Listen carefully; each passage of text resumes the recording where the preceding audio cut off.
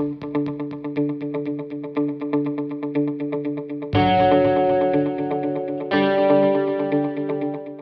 everyone and welcome back to another episode of Feel the Pedal podcast.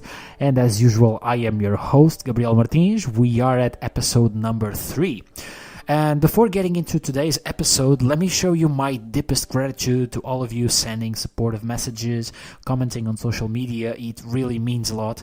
I am quite busy when I'm not podcasting and editing, but I do feel you and I do try to read most of your comments, and it's also great to see some statistics showing that people in almost all continents are listening to the show, downloading episodes, maybe to listen to them later in mobile devices, maybe while driving. I know I used to do that myself, and I find that to be quite a nice way of making some longer trips more productive. And before getting into today's episode, I'd like to dedicate some words to a fellow Portuguese colleague studying her master's degree at Liverpool John Moores University. Her name is Rita Giro, like Giro d'Italia, and she seems to be using the podcast to study for her exams. So Rita, I'm happy that the first 2 episodes have been helpful, and I hope they keep on serving that noble purpose. Best of luck to your next exams, and in Portuguese we would say boa sorte, Rita. Moving on, guys, we go from having the first 2 guests from the United Kingdom with Dr. Javier Gonzalez and Dr. Sam Impey to a guest from Canada.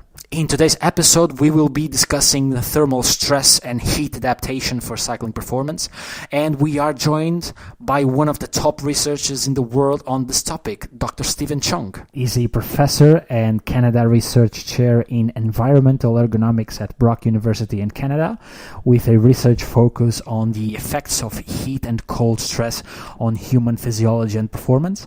He's consulted with many groups on thermal stress and performance, including a world champion cyclist and Olympic teams, Toronto Fire Service, the Canadian Military Search and Rescue, the clothing manufacturers, and since 2002 he's been the sports science and training editor at PesaCyclingNews.com, where I've recently started contributing myself as well with monthly articles on cycling nutrition.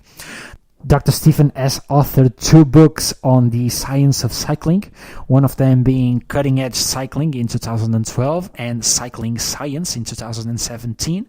He is also Chief Sports Scientist for Baron Biosystems and the Xert training software. So without any further delay, let's start our talk with Dr. Stephen Cheung. Hi Stephen, welcome to the show. How are you doing there on the other side of the planet? Oh, I'm doing great. It's the perfect kind of mix between spring weather out for cycling, but also lots of mountain snow up for playing. So for cross-country skiing and snowboarding and cycling, all in the same day, possibly. Yeah, definitely give us a good context for what are we talking here today, and I'm really looking forward to this. So Stephen and I met last year in Nantes, France, in the Science and Cycling Conference that is held each year really close to the Tour de France, right before it, and let's hope this year we can meet there again. So Stephen, so for our listeners who may not know you, could you tell us a little bit about your background and the research topics you have been involved with? Sure, I'd be happy to. I guess I wear a lot of hats, both in cycling and outside of cycling. My actual main day job is I'm a professor and a research scientist at Brock University, which is near Niagara Falls in Canada. And my main area, since I started as a university scientist in 1998, has been really trying to understand the effects of environmental stress, especially thermal stress, heat and cold, on human physiology and also performance.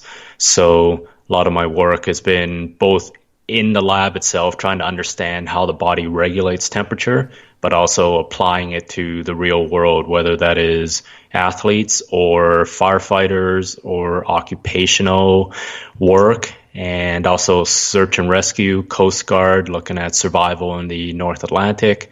So that's been the focus of my research. And then my relation to cycling is I've been a competitive cyclist an age group cyclist since 1986 when I started university. And that's what really drew me to the field of exercise and environmental physiology. And since I became a professor, I've taken on a lot of roles in cycling. One of the big ones was in 2002. I started becoming the sports science writer for the website pezcyclingnews.com. So every week I manage a kind of articles on the science of cycling, both coaching and also actual digging into the science and trying to apply it to everyday cyclists. And then from there, in 2012, I published along with Hunter Allen, the coach who's very renowned in the field of power training. We published the book Cutting Edge Cycling, which was really trying to condense all of our knowledge about the science of cycling. And then from there, in 2017, I teamed up with Dr. Mikel Zabala, who's from Spain and the University of Granada. He's also the head of performance science and physiology for the Movistar Pro Cycling team. And we co-edited the book that's called Cycling Science. It's pretty self-explanatory what that book is all about. Is a real compendium of over 40 chapters on everything to do with the science of cycling, from the physiology through to the psychology, biomechanics, nutrition, tactics, the whole gamut. So that's really been, in some ways, that's like the magnum opus of cycling, or science of cycling as we know it to date. So I'm quite proud of that and being a major part of it. So yeah, so I guess that's a lot of different hats I wear in the field of cycling. I also am part of a company called Exert and Baron Biosystems, and we have this software called Exert that is really power analysis and power training software. So I guess that's another hat that I wear. So I'm pretty busy with various things. Yeah, really are busy. Those are definitely a lot of hats that give a really good context to apply all the things you research on and to make a good sort of connection. By the way, this book, The Cycling Science, that Dr. Stephen Cheung and Mikel Sabala wrote, is definitely for me one of the biggest cycling Bibles there is. And almost everything you want to know about cycling, from what you've just mentioned, from biomechanics to nutrition to power meter to all aspects related. It really is a good book. And I'm not saying this, believe me, I'm not saying this because I'm interviewing Dr. Stephen Cheung, but it really is a good book. And if you have the chance of acquiring it, you will definitely share the same opinion. So we are here today on this episode to talk about thermal stress and heat adaptation for cycling performance. So we all know that heat stress and competing in the heat is one of the extreme environments that cyclists are often exposed to. And so the importance of talking about this topic and let cyclists, sports nutritionists, and sports scientists know a little bit more about the consequences on what can be done to prevent dehydration and ultimately performance when competing in the heat. So, Stephen, I think it would be good if we started by defining how does heat exposure impair cycling performance, and at what temperature, for example, what humidity conditions might this be especially relevant? Yeah, I think that's a great way to kick it off and to just give the listeners context about what we mean by heat. And as cyclists, we ride in all sorts of conditions. In Canada, we can be in very cold conditions, but in the summer, it gets extremely hot here. And I know where you are living in Spain, obviously during the Tour of Spain in August and September, it is ridiculously hot. So how does that affect performance and how hot is it? Well, let's first talk about some of the research that has looked at heat exposure, and the classic one is probably from 1997, and it was performed by Stuart Galloway and Ron Mon at the University of Aberdeen, which is where I actually did my postdoc with Professor Mon. And so what they looked at was they just looked at the effects of ambient temperature on exercise performance. Now, most of us think, being in a room temperature, if we're doing a spin class or riding our trainer in a normal room temperature, we think, that's not too bad. There's not that much heat going on. But what this study was looking at was the effect of comparing 0 degrees, 11 degrees, 21 degrees, and 30-degree air temperature on the effect of, or the ability of individuals, trained cyclists, to ride for as long as they can at a hard intensity. And most of us would think, 20 degrees is probably the best temperature, as you don't want it too cold. What they found was actually quite the reverse. They found the optimal temperature was at about 11 degrees in terms of how long the cyclists could push themselves, and they found similar levels of impairment at both 0 degrees and 20 degrees, which is again around room temperature. And then they found a further impairment at 33 degrees. So what this is showing is that the optimal temperature is actually relatively lower than what we think it would be, and that there's already a significant amount of heat stress, even what we would consider to be a normal kind of room air temperature.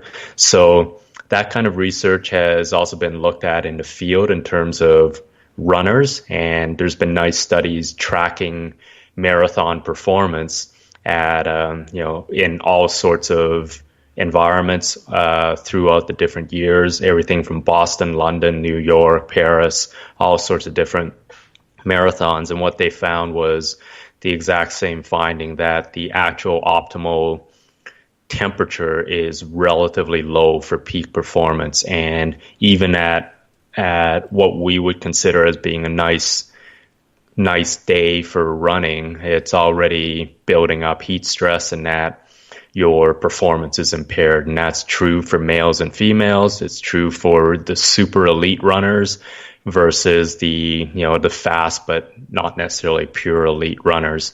The level of impairment may be different between the really fit and the less fit individuals, but there is a systematic impairment with heat. So I guess the first main message is really, if you are going to be trying for your best performance, whether it is in training, if you want to do your optimal kind of set of intervals, you want to do it in relatively cooler conditions rather than in a warm or a hot condition.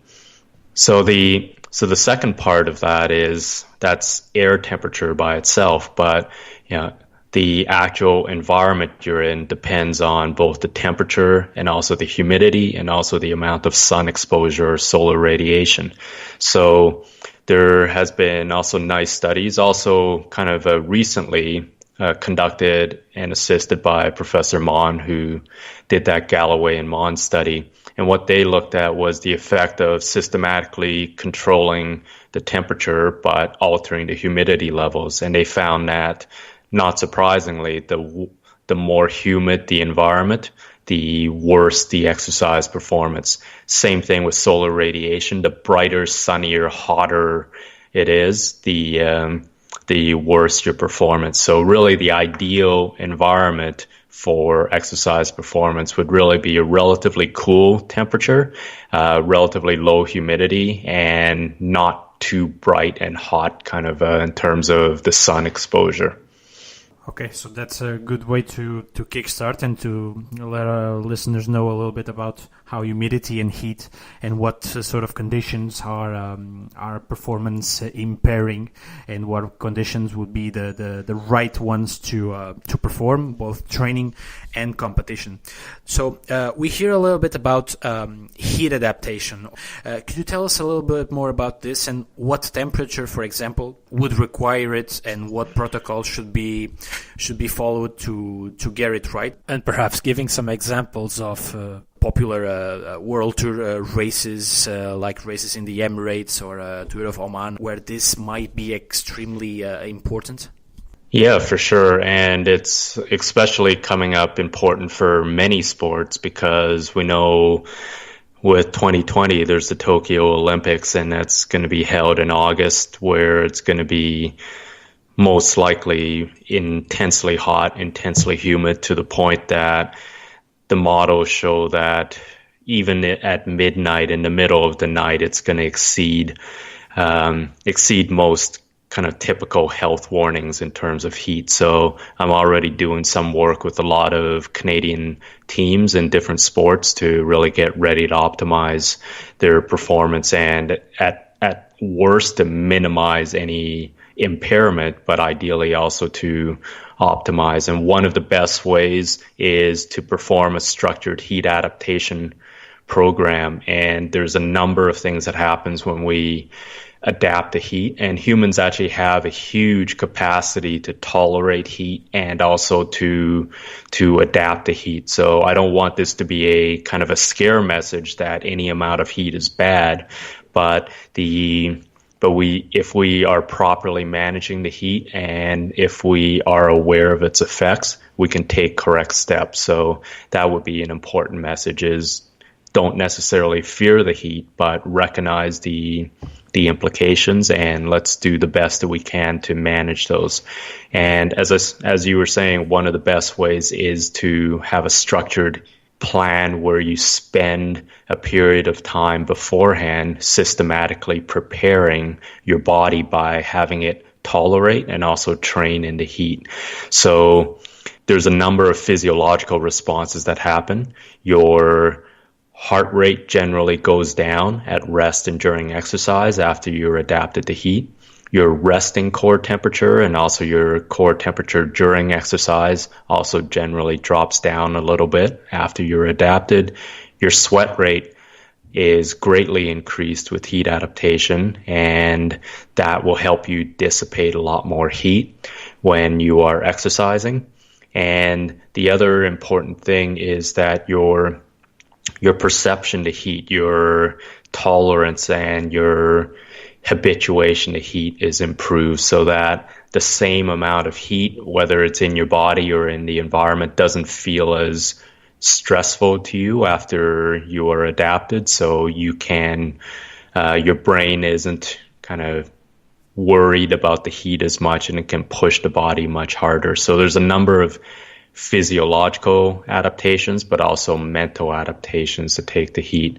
And, how you do heat adaptation, that is kind of a whole different podcast in and of itself. There's a variety of ways that it can be done, whether it is simply by training with a lot more clothing on, through to sauna exposure or hot water immersion. And also the other ideal is to actually be training in the heat and gradually moving your intensity and your volume of exercise in the heat more and more. But the main thing you're trying to do when you're adapting your body to heat is to raise your core temperature and to keep it high for a sustained period of time. And the research suggests you need a daily dose of about 60 to 90 minutes of fairly high internal body temperature to get yourself adapted. And you need anywhere from about 2 weeks to more than that to really adapt your body fully. Some of your physical systems adapt really quickly. The heart rate and the core temperature changes pretty quickly within less than a week, but things like sweating takes a lot longer. It takes 2 weeks or more to really train your sweating to become much more efficient at exposure in the heat.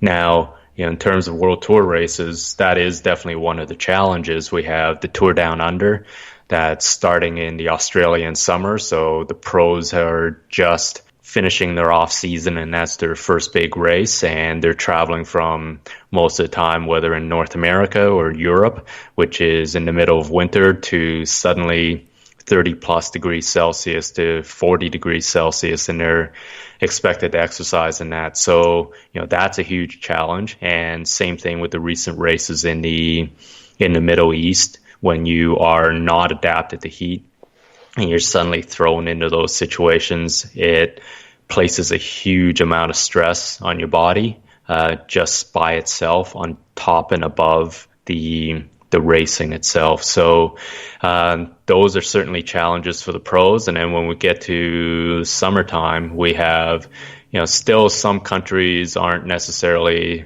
even in June, as they're preparing for the tour, they may not be in overly warm environments. So I'm thinking of the Scandinavian countries, for example.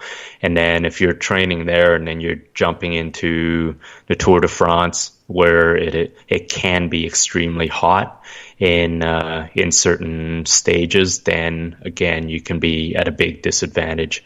And then heat stress happens throughout the year. Like we said earlier, there's the Tour of Spain, the Vuelta a España, and where the temperatures are 40 degrees or more on a daily basis. So it really becomes important for an elite cyclist to be able to tolerate heat throughout the year and really to become adapted to heat throughout the year.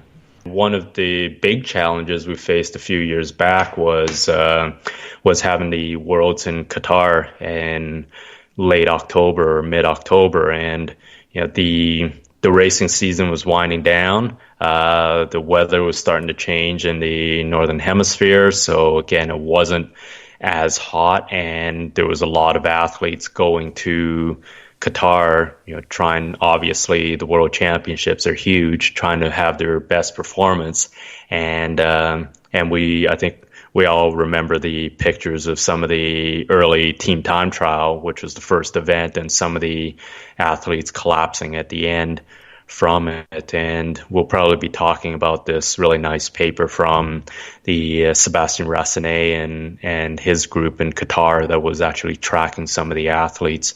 But in my case, I actually worked with Amber Neben, the U.S. cyclist who ended up winning the women's time trial, and I helped her and her coach really adapt a plan for her when she was training in the U.S. to get ready for Qatar, and obviously she did great, so that was really gratifying to see. Yeah, that's great.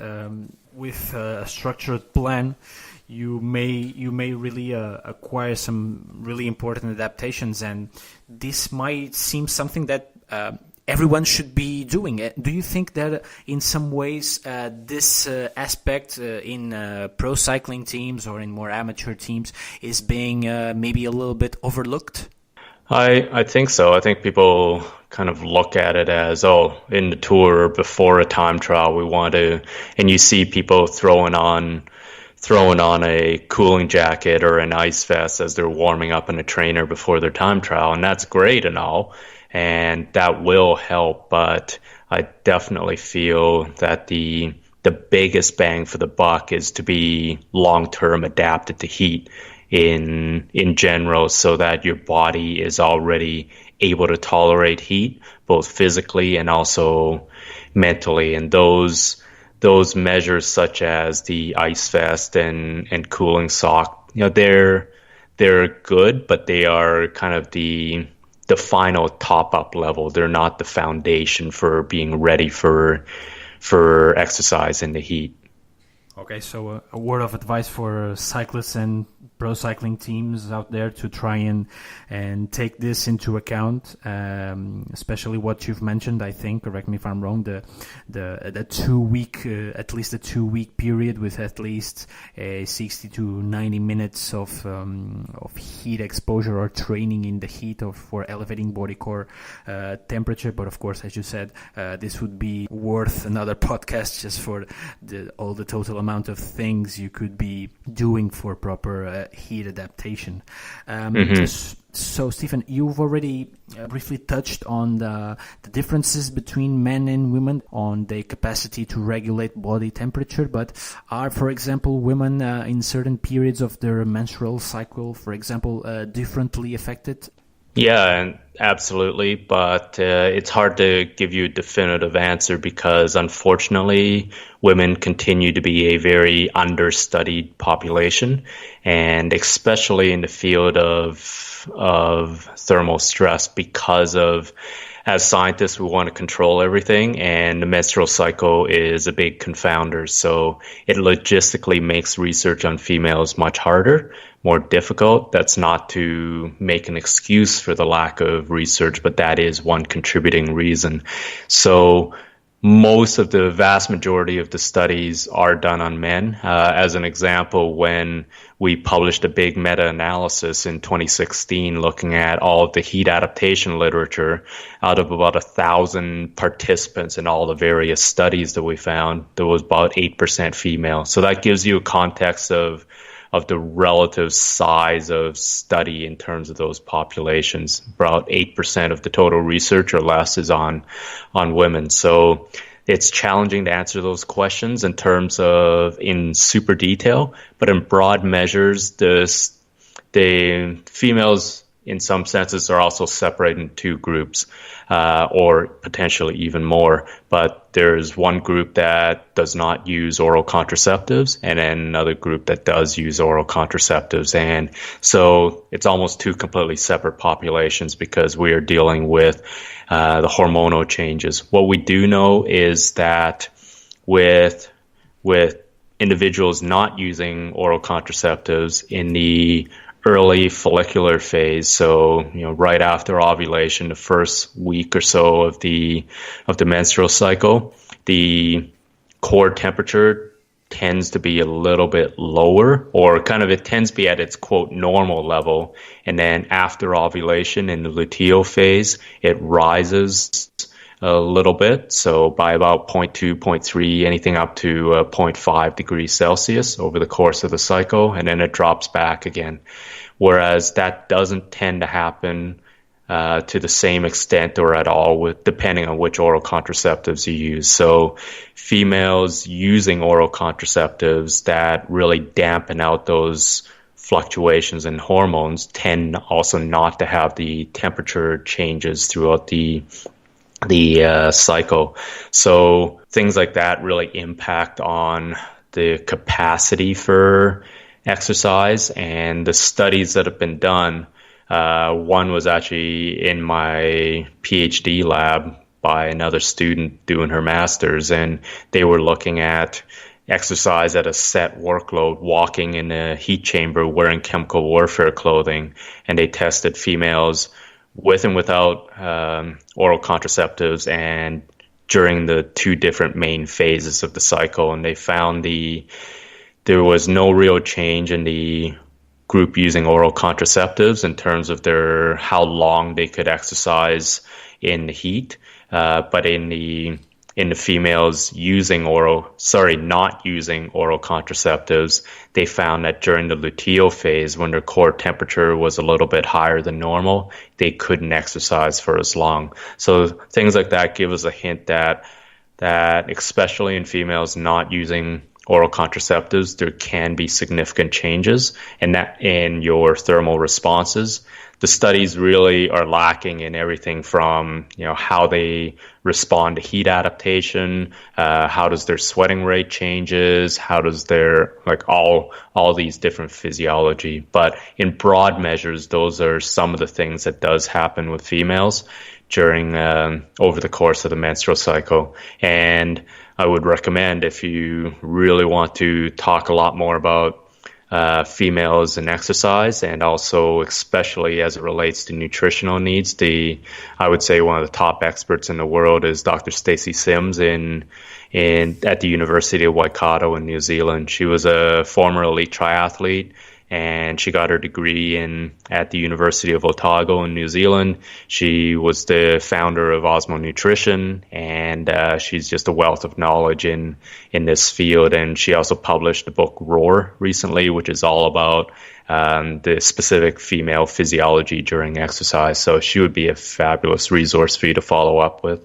That's really some fascinating stuff, especially the importance of oral contraceptives in women competing as for their heat regulation or their body the temperature going a little bit more higher than usual. And of course, it's some topic that deserves a podcast just for itself. And those are really some important notes.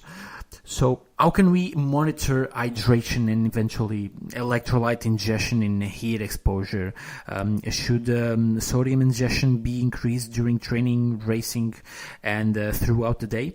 Yeah, this is where kind of in a way the rubber hits the road. Okay, if we know that we sweat a lot and as a response to heat, and especially more if we're heat adapted. How do we, what do we do about it? How much do we drink, and how do we monitor it? And I would say, first of all, and this will refer to a little bit of my own research, is that I've studied hydration a long time now, and I would say, yes, ultimately everybody does hit a state of dehydration, and eventually it will impair exercise. But I think part of the challenge is so much of hydration is also perceptual. And especially in over the last 40, 50 years, if we have this constant public message that we need to drink a lot, we don't want to be dehydrated at all. There's a physical component to it, but there's also a perceptual component. And I know one of my cycling pals back in Ontario, he just really drinks like a fish, literally. And he drinks so much, and he's always going to the bathroom. And, if I suddenly told him, okay, today you don't get to drink, there physically might not be any effect of that, but he is so used to drinking so much that psychologically it can really set you up for failure. And so it's hard in some ways as we're learning about the body and both the mind and the body playing such a huge role in determining physical performance. We're really seeing that, I feel, in hydration. So in 2015, we published a paper where we really tried, in a sense, for the first time to separate the two, separate the perception of your hydration status from the actual physical reality. Because again, in every single study up to that point in time, how have they been done? They have been done with, okay, yeah, again, here, hi, Mr. Participant, today you get a bottle of water. We want you to drink at a certain amount as you exercise. And then they come back the next day and they say, well, today you don't get to drink at all. And sorry, and off you go do the test. So again, in all cases, the participants know their hydration status. So again, psychologically, that can set them up for either good performance or it can set them up for failure. So what we wanted to do was we wanted to, for the first time, to really blind the participant to their hydration status. How did we do it? We went and had an IV in their arm, and then away they went and exercised. And in some cases, as they were dehydrating and sweating out, we were replacing the exact same amount of fluid back into their blood vessels. And in other cases, it was just a sham IV, so they actually weren't getting any rehydration at all. So that was really the first time ever that any scientific study really blinded the participants to their hydration. And then we had them dehydrate or kind of exercise at a set workload for 90 minutes to start with. And then after that, we had them do a 20-kilometer time trial. And what we found with the physiology was, as expected, their core temperature when they weren't being rehydrated, so when it was a sham IV and they were actually dehydrated, their heart rate was higher, their core temperature was higher, but it wasn't at a dangerous or catastrophic level. It was just a little bit higher. But the important thing was their performance over those 20K time trial, identical. Average power output was the same, finishing time was the same, pacing strategy was the same. So what that really tells me is what I led off this response with, that there's a big difference between kind of the physiology of what's happening with hydration and also the psychology too. So it's really hard to tease both of them out. And around that same time, as we were actually doing the actual data collection for the study, we had it was late 2013 when we were doing the trials, and the World Championships were in Florence, and one of the big favorites for the time trial was Taylor Phinney from the U.S. And I remember reading an article after he had a really subpar performance, and he was saying how it was, about really shortly into the race, I dropped my water bottle, and we all know what happens when you can't drink and you're dehydrated, and he put it down to that. And we were really actually at the same time, we were analyzing the data at the same time and coming up with these results and going like, well, maybe not. It actually could be the fact that you were just so wrapped up in the fact that you've lost your water bottle that your mind just shut down, and you can't perform as a result of your mind, not necessarily the physiology. Yeah, placebo effect is really, really strong and can condition us, and of course it can condition also some research. But in a practical aspect, would you consider that when performing this 8 adaptation protocols, would you consider pre and post training weight measurements to be a practical way to quantify fluid loss and estimate fluid needs during race events? Yeah, I guess the most basic thing you can do is to weigh yourself before and after. So morning weight is great for checking on your day-to-day kind of weight, and gives you a good sense of your water balance. And but you can also complement it with relatively simple tools. Probably the simplest one is looking at your urine color. And I know Larry Armstrong in the 90s published that classic kind of visual scale of urine color, and that suggests whether you are properly hydrated through to being very, very dehydrated.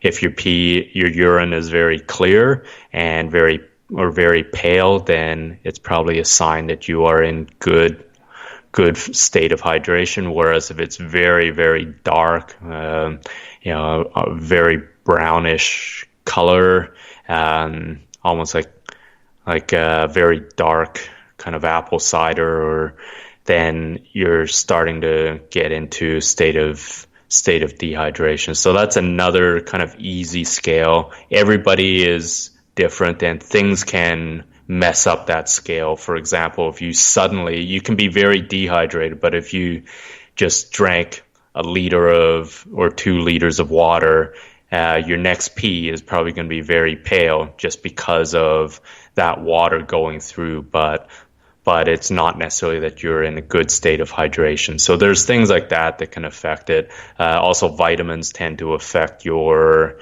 urine color, tends to turn it very yellow. And then let alone if you eat a lot of asparagus or beets or things like that. So, but that is, if you do it regularly, just check what your urine color is. That does give a good sense of your hydration status. And it's also a good practice, just especially on days where it's very hot, and you're just to weigh yourself before you get out on the bike and when you get back, and also make a note of, well, how many water bottles did I actually drink, knowing that each water bottle is roughly about 600 mils, or depending on the size of the water bottle. So that gives you a good clue of your hydration status, how much it dropped over that time, and also how much you drank. And you should also complement that with, how did I actually feel on the bike? Did I feel like I was really dragging and slow and can't put out my normal power, or did I feel still pretty okay? If it's the former, then you may look at hydration as, okay, maybe this is something I need to tweak, and maybe that will help me improve. Whereas if you are still able to feel really good on the bike, then maybe you don't necessarily need to drink a whole bunch of extra water, just because I feel you will in most cases dehydrate during a ride, because you sweat out anywhere from, a fit cyclist would probably be sweating out in the summer anywhere from 1 liter to 1.5 liters to 2 liters during cycling, but your body can only really replace about 800 mils to 1 liter of it an hour. So you are going to naturally dehydrate over the course. So don't worry if at the end of the ride or end of the race you are lower than normal body weight. That's perfectly natural. But the trick and the key then is to replace that fluid for the next day to get ready to train. how do you go about doing that? Well, just drinking water by itself isn't enough because you're going to be peeing out a lot of that water. So you need electrolytes in there. You need whether it's to add salt into your food or into your water to really get the fluid to stay in your body. And you need to drink in general. For every kilogram of weight that you have lost, you probably over the course of that day need to drink about a liter and a half or more of fluid to really replace that. So I guess to sum it up is, yes, there are a number of easy ways you can monitor your hydration. Most of it involves weighing yourself before in the morning and before and after training. You can also look at the color of your urine. Know that you are going to naturally dehydrate over the course of a long ride, but it's not usually dangerous. The main thing is to have a good strategy to rehydrate yourself afterwards with a combination of food and recovery drinks. And then in terms of monitoring the electrolyte levels, that's a lot more challenging. There's no real kind of easy way to get a handle on how much you're sweating. Probably the simplest, crudest measure is to really just look at how salty your clothes are and kind of gauge by that. There are different people who are very kind of heavy salt sweaters and others who don't sweat nearly as much salt on with their sweat, and that is hugely variable. So there's no real easy way to tell it outside of getting tested in a lab and knowing things too, that when you are heat adapted, you will sweat a lot more, but in general, your sweat glands become better at retaining the salt before it releases it as sweat. So your sweat tends to be less salty after a period of heat adaptation. But there's no real best way to really objectively test it. A lot of it is really just trial and error of seeing what works for you, whether try taking an electrolyte or a salt pill and see if that does help, or see if you don't really see an effect at all. So it's pretty hard to figure out that second part with the electrolyte kind of levels that you need in your fluids. One other possibility for those who do want to invest in a tool to really monitor their hydration, another easy to use tool is what's called a measure called urine specific gravity. And it is really a measure of kind of the density of your urine. So what you would do is just collect a drop of urine, and it is a kind of a measurement device. It's very simple to use. It's called a refractometer, and it measures the density of your urine. And distilled water would be 1.00, and then what we classically term as mild dehydration is 1.020. So that's showing it's a little bit more dense because there's a little bit less fluid in there and a lot more kind of other substances, electrolytes and things. So that's a relatively inexpensive tool that if you want to kind of use all of these, whether it's a scale, whether looking at urine, looking at USG, to really triangulate on how kind of your hydration is responding to whether it's the heat, to exercise, or to different nutritional strategies. Yeah, sure. The refractometer is an interesting device with a good cost benefit that may be an additional tool worth considering. So getting a little bit now into the perceptual part of hydration that you've briefly touched, there is an interesting research of Fleming and James that is even mentioned by Dr. Asker Jokendrup as part of nutrition periodization in athletes. And it's about intentionally training in a dehydrated state in order to promote perceptual adaptations to dehydration and delay performance decrement that is inevitable with dehydration. And please, Stephen, please jump in and correct me if I'm wrong here. Athletes are supposed to dehydrate. It is an inevitable part of the exercise. And so my question is, would you consider familiarization with dehydration worth considering? I think there is something in that, and I think we touched upon a little bit of it earlier when we were talking about the fact that, in my view anyways, that dehydration is both a physical thing and also a psychological thing. So I think probably part of what they were seeing in terms of people who are familiar with being hypohydrated, they have reset their mental template to be able to deal with it, as opposed to individuals that had no experience with it. So I'm thinking, with that familiarization, I think it can be useful, and I think there is something to do with the fact that you are just mentally able to cope with being kind of not drinking, for example, or being dehydrated or hypohydrated. So I think that's an important thing. And I think which really leads to what I feel with overall training in general, there is a physical benefit, but a lot of it is just a psychological thing too, of being used to a particular level of discomfort and being able to tolerate it. So I think there is something there, but I don't know whether it is a physiological change or it's more of a psychological.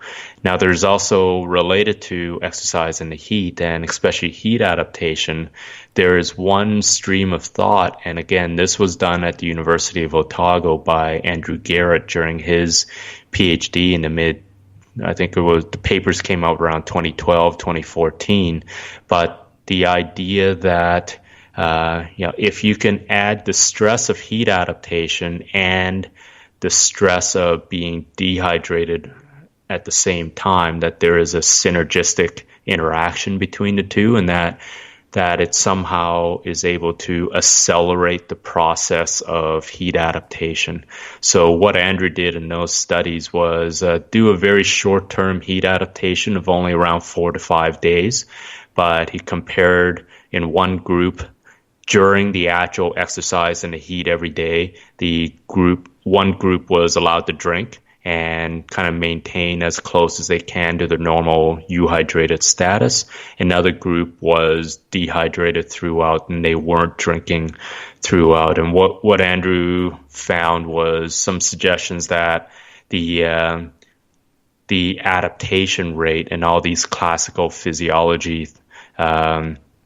physiological markers was higher in the group that had dehydration at the same time as heat adaptation. Now, I guess the follow-up question to that is that really due to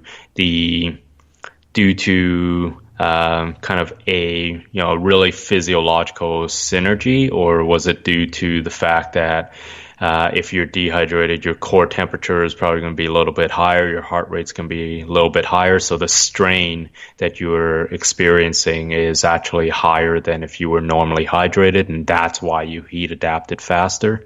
There's been other studies that suggest that there isn't really a benefit, but it's an intriguing idea that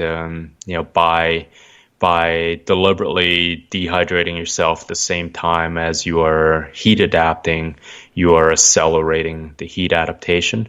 Now, the important proviso for anyone who wants to try that is to make sure that you are properly hydrated and rehydrate yourself afterwards, right? It's not as if every day they went in consistently more and more dehydrated. They were recovered the next day, and it was really just during that 60 to 90 minutes of heat adaptation, they also weren't drinking at the same time.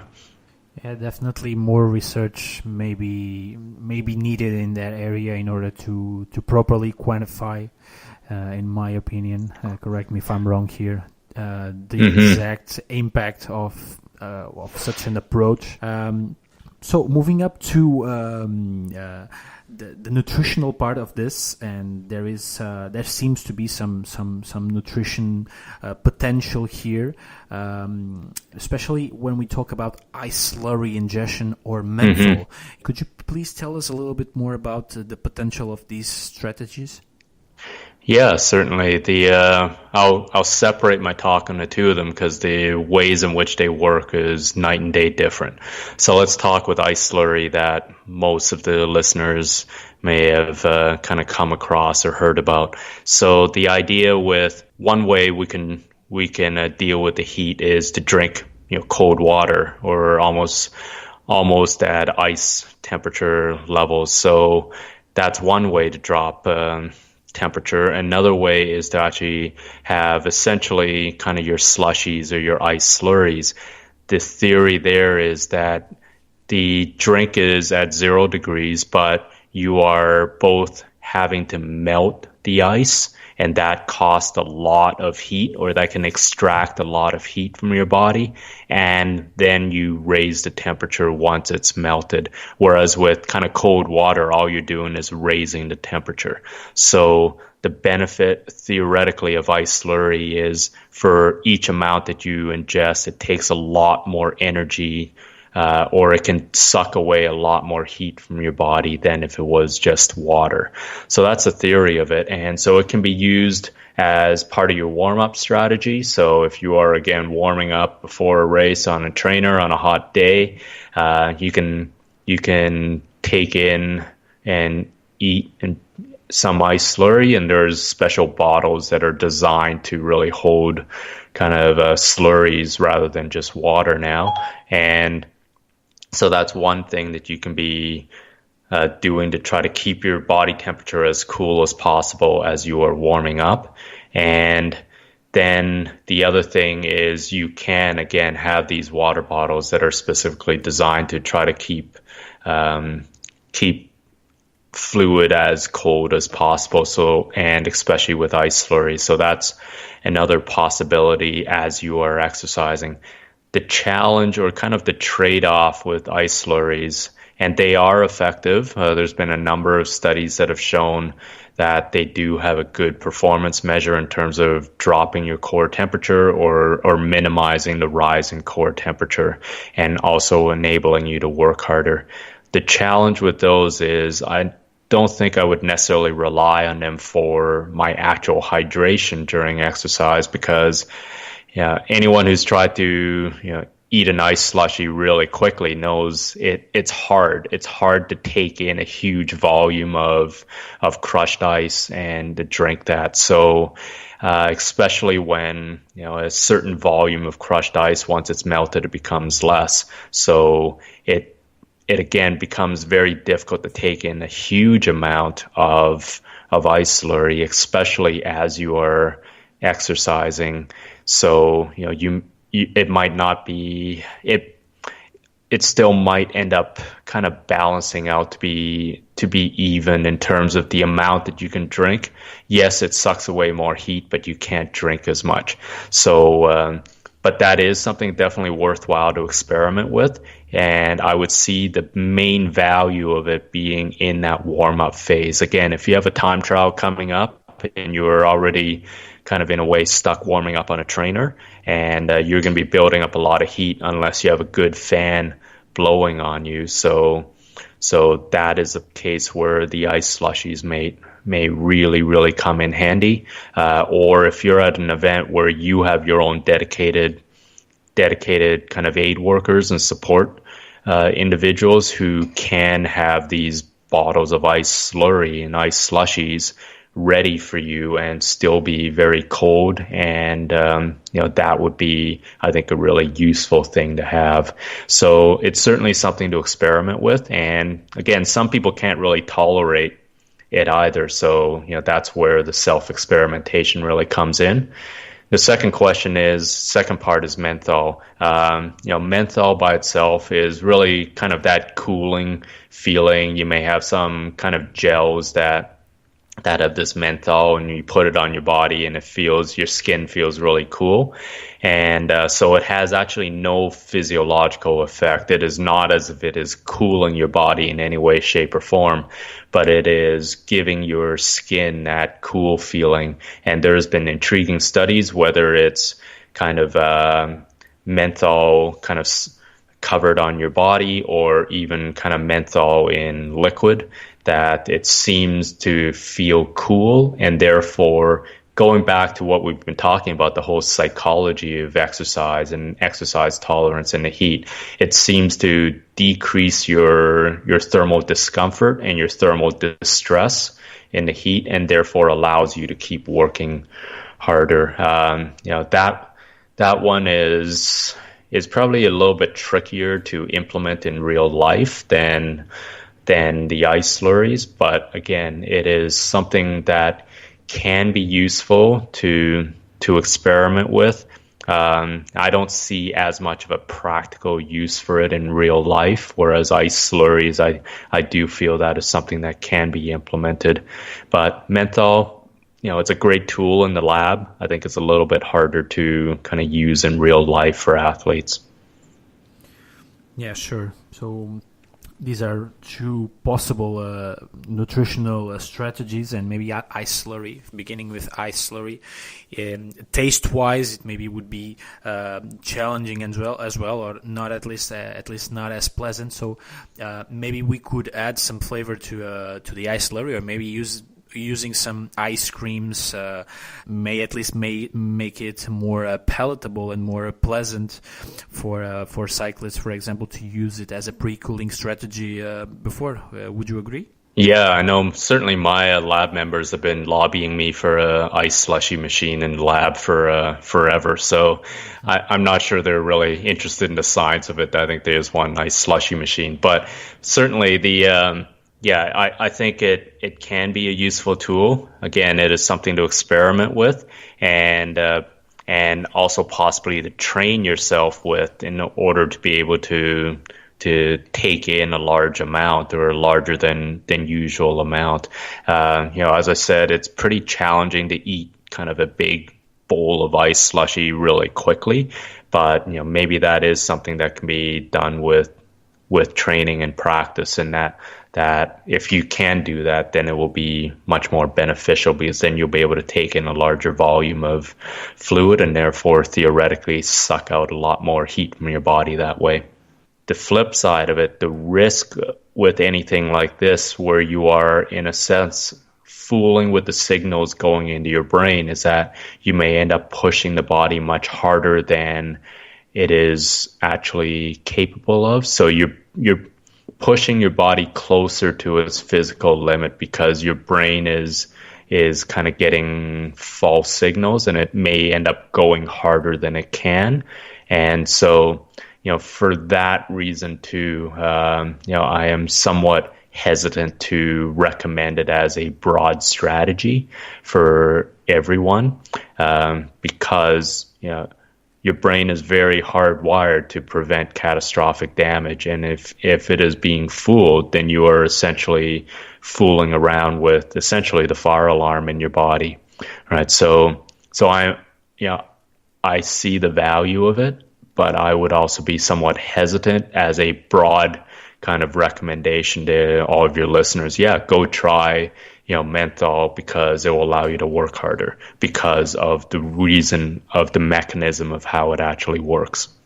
Sure, definitely. That is so important to highlight. And we as nutritionists in the modern era, we are starting to develop these filters of information and trying to get that information into people. But because anytime we speak about this, the ice slurry, the menthol, and now let's apply this new strategy. It sounds fancy. It sells. It conquers the person's attention just because it's different. And we are not advocating that everyone should try this, and now this is the next great thing, the next big thing. It's something that may have some potential. it's really a matter of perceived exertion thing. But that's really important to clarify that such strategies, we're talking about minor things here, and I think the big picture goes far deeper, and there are some really basic stuff that we've been telling here on the podcasts that are much more important to get right before considering these fancy new strategies that may in some way supplement or complement the basic strategies that we've been talking about. Would you agree, Stephen?